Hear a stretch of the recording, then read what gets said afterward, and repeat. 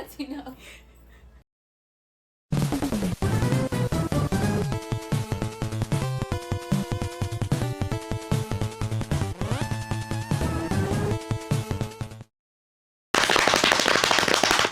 Geekin. Bienvenidos a Geekin. Ya se fue nuestro primer invitado, pero bueno. Ese era Tommy. Mucho. Ya Esta se fue. es Mara, que siempre va detrás de él.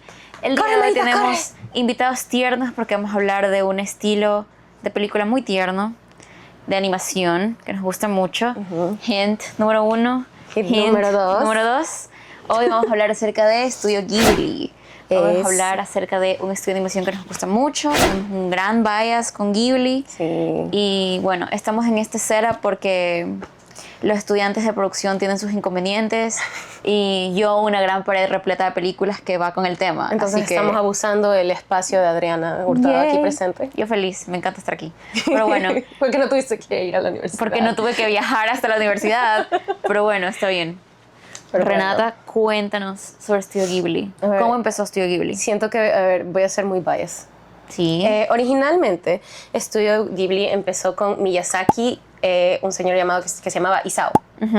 Ellos, si mal no estoy, creo que ellos dos eran los que se conocieron trabajando en Toei Animation. El estudio de animación de Dragon Ball, which we love. Creo que trabajaron en Heidi juntos. Don't quote me on that, porque no estoy muy segura. Amo Heidi, qué lindo. Sí.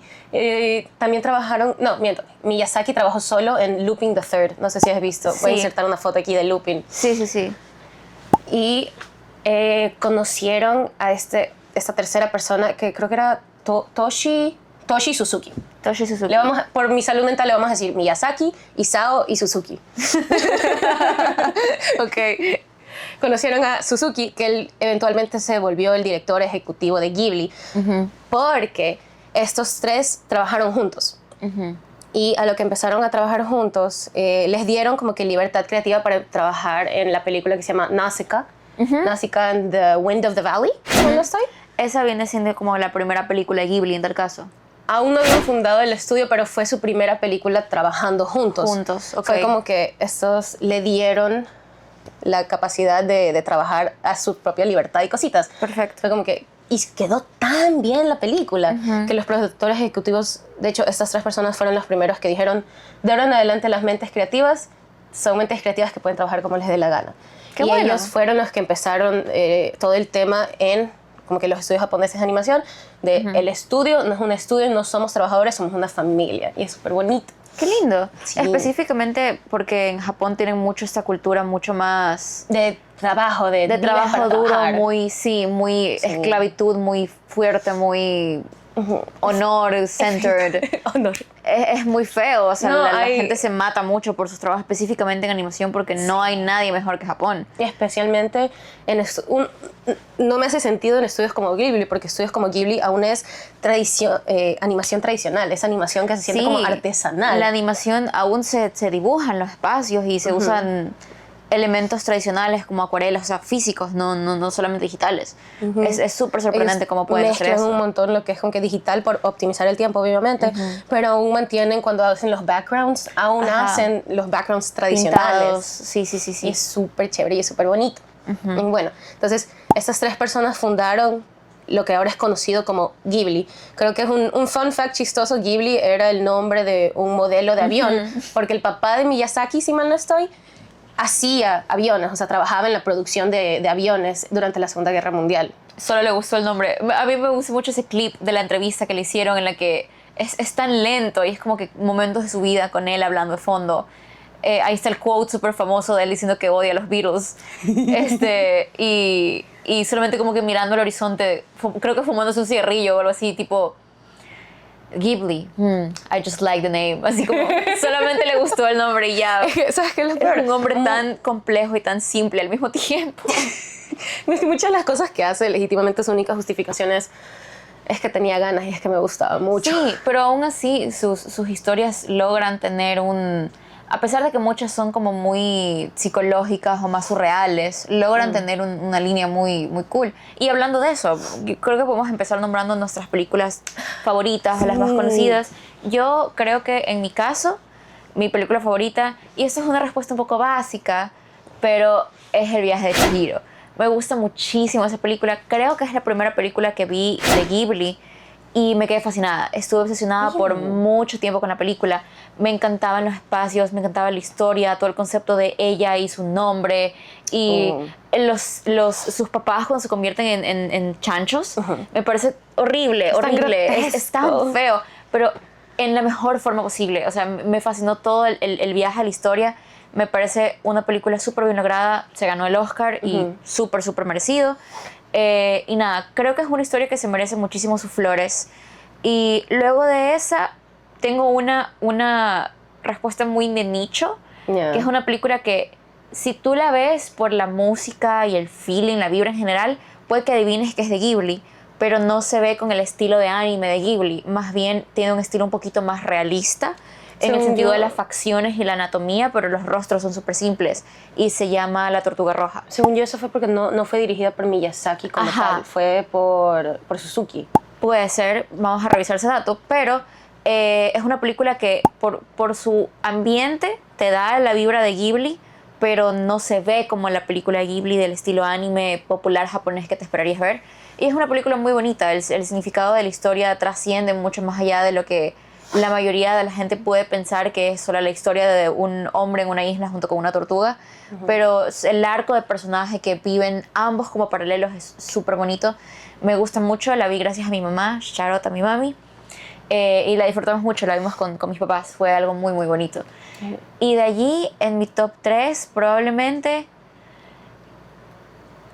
Disclaimer, Renata puede que llore en este episodio porque solamente de acordarse de la película se pone mal. Literalmente. Justificadamente. Si me ponen cierto edit que el host habitual de Geeking nos enseñó, me voy a poner a llorar. Insértelo aquí. No lo pongas. Ya lo pensé. No, perdóname, no llores. No llores. Pero es La tumba de las luciérnagas. Es una película muy densa. Es una película muy, muy densa. Siento que, a ver, antes de hablar de Tumba de las luciérnagas hay que hablar de los temas recurrentes de Ghibli, ¿no? Sí. Ghibli tiene mucho este ambiente de fantasía, de como dreamcore, hasta cierto aspecto de cosas que parecen fuera de la realidad, que no son habituales, tiene un aspecto de realismo mágico hasta cierto punto. Pero trata mucho temas como la identidad, cosas como quién eres en un mundo diferente, cuál es tu rol en una sociedad, cosas por el estilo. En Castillo Ambulante toca ese tema. En cosas como el tiempo también son temas recurrentes. De hecho, en hay El Niño y la una cosa de Garza. la que sí quería hablar, porque justamente para ese video me puse a hacer una investigación sobre como que los estilos visuales y el estilo de escritura de las películas Ghibli, y me di cuenta de algo. Es que Ghibli, tú sabes como cuando haces algo que ya se vuelve rutina, como que lo borras de tu memoria, es como que algo que lo haces por rutina, cocinar, sí, como me que pasa limpiar todo la el tiempo. casa. Y es como que, ok, sure, supongo. Así que no lo miras 2 veces porque es algo que es tu rutina. Algo que hace Ghibli es que le pone tanto detalle a cosas tan simples que incluso las cosas más simples como la comida se ven, es como que, wow, qué bonito, qué bello. Entonces cosas tan simples como comer, como caminar en un patio así random, se siente súper mágico y súper bonito. Sí, pensé en Calcifer, en el momento en el que Calcifer cocina en el Castillo Ambulante. Es súper bonito. Es verdad, los pequeños detalles que tiene son cosas que se destacan mucho, y la animación de Ghibli es súper fluida. También. Es súper fluida y se nota mucho Tienes estándares muy altos para la animación. Es como que Miyazaki es el director de animación, si mal no estoy. Entonces, él es súper... no me gustó. Quítale esto, pon esto de acá. Yo sé que él es muy específico y quisquilloso con sus cosas, pero vale la pena. Cada vez que el hombre ha sacado una película, causa furor, siempre dice que se va a retirar. Nunca se retira. No se va a retirar jamás, no va a pasar. ¿Cuántos años tiene ya? Como 85. Ese señor está con una pata en la tumba y no se va a morir jamás.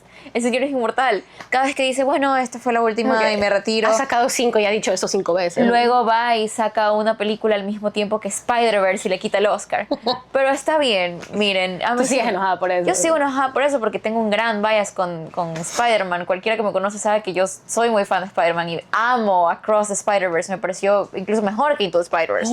Sí, pero ni modo. El Niño y la Garza también fue una gran película, así que...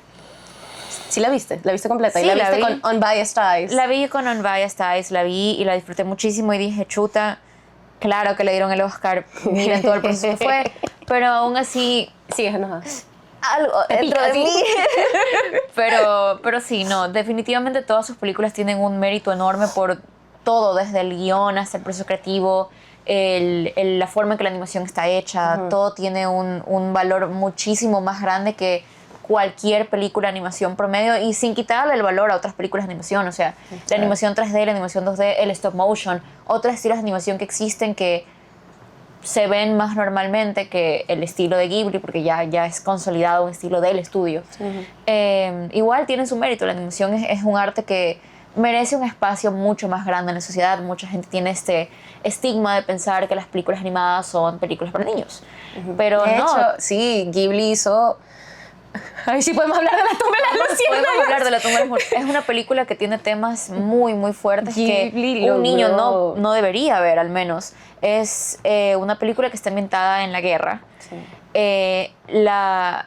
No sé si Renata quiera contar el origen de la película sin ponerse a llorar. Voy a intentarlo. A ver. Pero es muy...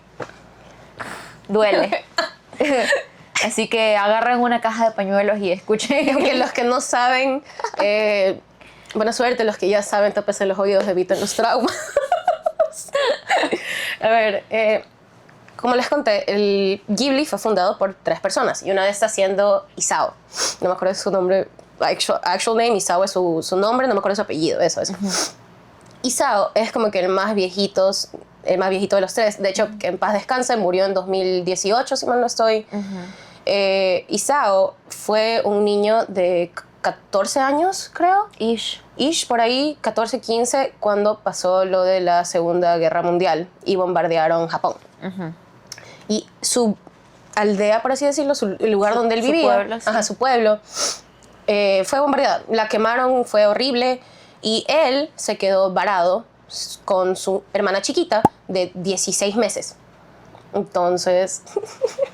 Voy a seguir contando lo que recuerdo de la historia, porque Renata se va a poner a llorar. Básicamente, la historia de la película es una forma de redención para que lo que la persona real que vivió la historia tuvo que pasar. Porque ahí hay un tema muy ambiguo, un poco de moral. Él era un chico que era mayor, estaba solo en el mundo y tenía que sobrevivir. Y muchas veces esta niña pequeña que él no había aprendido a cuidar lloraba porque tenía hambre, porque necesitaba cosas, porque porque era una bebé y no estaba viviendo en condiciones apropiadas, y él no siempre fue amable con ella. No siempre supo qué hacer y no siempre fue el hermano amoroso y esforzado y trabajador que ves en la película. Y de hecho en la película cambiaron un poco las edades de ambos para que la historia tenga un poco más de... En la película la hermana tiene 4 años. De ritmo. En la película la hermana habla, camina por sí sola, hay más interacción de ella como un personaje independiente. Pero pues en la historia real que vivió ese señor, pues él comentó que algunas veces incluso la ignoraba, incluso a veces le pegaba porque no sabía qué hacer para que se deje de llorar. Y es que ¿qué puedes esperar de un niño de esa edad? O sea, y no creo que puedas juzgarlo, la verdad. Estaba viviendo en un contexto que muy pocas personas pueden decir que hayan pasado, y es una cosa inimaginable y horrible.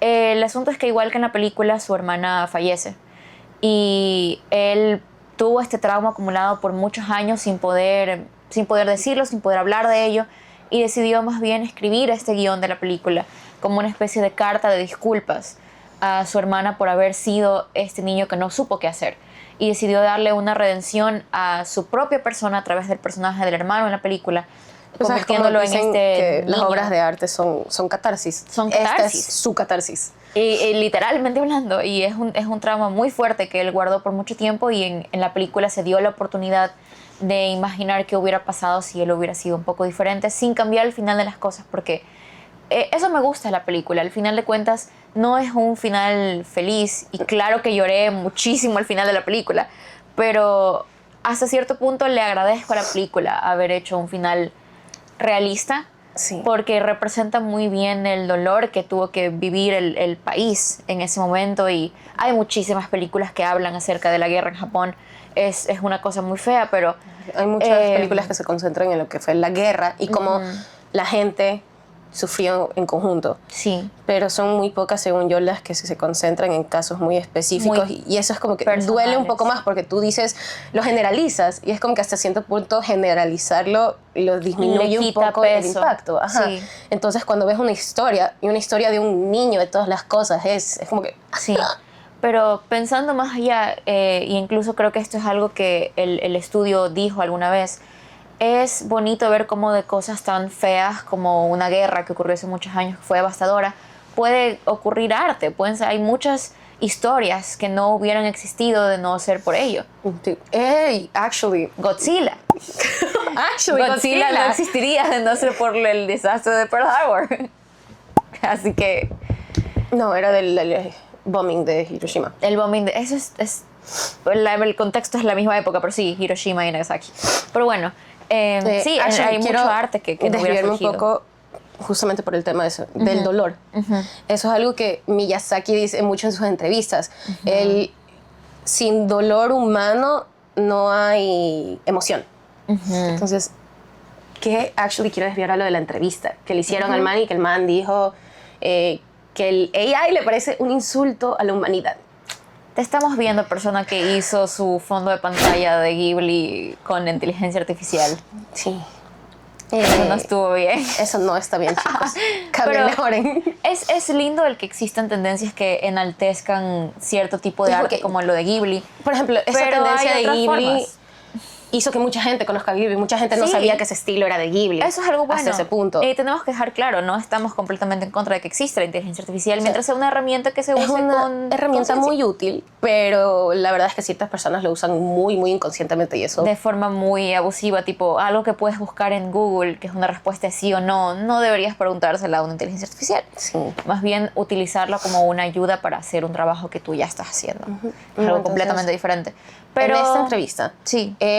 Mucha gente no conoce la entrevista completa. Lo que pasó en la situación fue que le estaban mostrando un modelo 3D para un videojuego.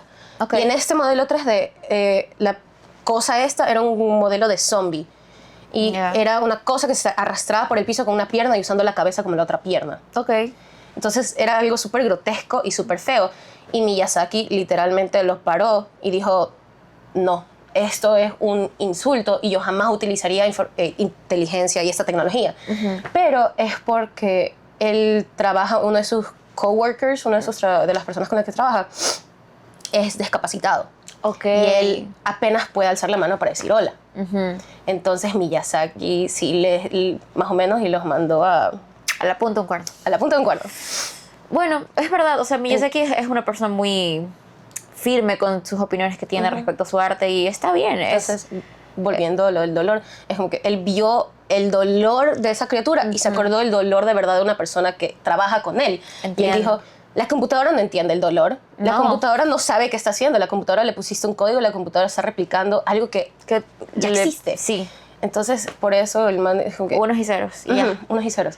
Entonces, él dice, sin el dolor no hay esa creación. Sí.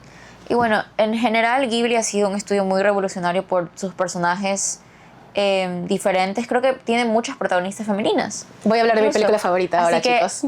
Link a la película favorita de Renata. ¿Quién te compró ese libro, Renata? ¿Quién te lo compró? Yo la amo. Mira.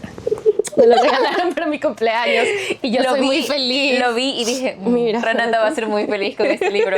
Sí, Renata ama Princesa Mononoke y con muchísima razón. Mi película favorita, mira, es su película favorita y punto. Y es una gran película para tener como película favorita. Toda la gente que conozco que estudia animación o tiene que ver con esto adora la película. Así que, rant away. A ver, podría ponerle tantos diferentes lentes al análisis de esta película y honestamente es perfecta y la amo. Creo que el análisis más conocido por esta película es más el tema ambiental. Pero en mi punto de vista personal es más un tema político y emocional. Sí, yo consideraría que es más emocional que nada, sí. Sí, el plot no existiría, hay personajes que no se hubiesen encontrado de no haber sido por temas más políticos. Por ejemplo, este señor aquí presente, el protagonista, no hubiese ido al lugar de la señora esta, que me da miedo pronunciar mal sus nombres, a la Lady Eboshi, voy a decir, Lady Eboshi, no hubiese ido a la tienda, la cosa esta, la tierra de la señora Eboshi, Lady Eboshi, no hubiese ido si ¿cómo se llama? Admiral, el que habla por otras personas. Sí, como el Lorax. Representante, vamos a decir. El representante del emperador no le hubiese dicho, tienes que ir allá. Que Renata lo vio en japonés. Sí, yo lo vi en japonés. Perdón, gente, no podemos traducirlo todo. No sé japonés. Pero sí, él era la ciudad de hierro, si no estoy mal. Sí, eso. La ciudad de hierro. La ciudad de hierro. Sí. Ya, entonces muchas cosas son influenciadas políticas. De hecho, la otra vez leí un ensayo y vi un análisis que hablaba sobre la influencia del 1% sobre el 1% sobre el resto de las personas de situaciones menores, por así decirlo. Pero bueno. Entonces, de ahí está el tema emocional. Esta película, una de mis quotes favoritas es "To see something without clouded eyes". Tatúatelo. Qué pic, qué bonito. Me lo voy a tatuar. Súbanle el sueldo al guionista. Es porque esta película habla mucho sobre ver las cosas sin ese bias. Si sin ves algo, prejuicios. Tienes que saber que en todo hay algo bueno y hay algo malo. Y por eso me encanta tanto el protagonista. Porque el protagonista, en cualquier otra película, digamos que en una película Disney, en donde todo es el bien contra el mal, en cualquier película el protagonista hubiese destruido la ciudad de hierro y hubiese vuelto a su lugar de donde nació, a su pueblito. Típico cliché de final feliz. Sí, en cambio, este protagonista no solo apoya a Lady Eboshi en la ciudad de hierro, sino que también apoya a San, que es actually, fun fact, en la película original se le dice Mononoke Hime, porque Mononoke es monstruo y Hime es princesa. El título original se llama Princesa Monstruo. Qué bonito. Sí. Pero sí, o sea, los personajes son mucho más grises, la frase es muy bonita. Creo que eso es algo con lo que nos podemos quedar como un gran resumen de lo que viene siendo Ghibli, que es el que los personajes no son estas grandes fuerzas de bien o mal, o personajes que sean blancos y negros. Son personajes que se exploran mucho, hay mucha más introspección tanto en la historia como a nivel personal, emocional. Toca temas políticos, toca temas históricos. Ghibli es un estudio que en verdad transformó el cine de animación en algo mucho más allá que todo el mundo puede disfrutar, como una historia que tiene valor por sí misma, un valor propio y un peso grande para tanto la cultura japonesa como el mundo. Y eso es algo que aprecio mucho de Ghibli, es que respeta mucho el nivel intelectual del espectador, digámoslo así. No te dan todo en una bandeja de plata. Sí, eso sino es una que buena te forma de muestra decirlo. cosas, y hay cosas que como que no te hacen zoom en una cosa para que entiendas, sino que solo por la expresión facial de un personaje o por la reacción después de ver algo muy específico, tú dices, se ha de estar sintiendo así, y no te lo dicen, solo... No. Está muy libre tu interpretación, eso es algo maravilloso. Esa es una de las razones por las que también me gusta Chihiro. Está muy dentro de ti cómo interpretarlo. Para alguien puede significar algo completamente diferente y aún así es una opinión válida, y creo que en eso está el arte de Ghibli. Así que bueno, esperamos que les haya gustado mucho este episodio. Comenten abajo su película favorita de Ghibli o algún dato curioso que tengan respecto a las películas o al estudio en general. Y muchísimas gracias por verlo. Quédense pendientes para el episodio de la próxima semana y gracias. Bye. No se olviden de seguirnos en nuestras redes sociales, las cuales voy a poner aquí presente. Y ahora sí, ya. Bye.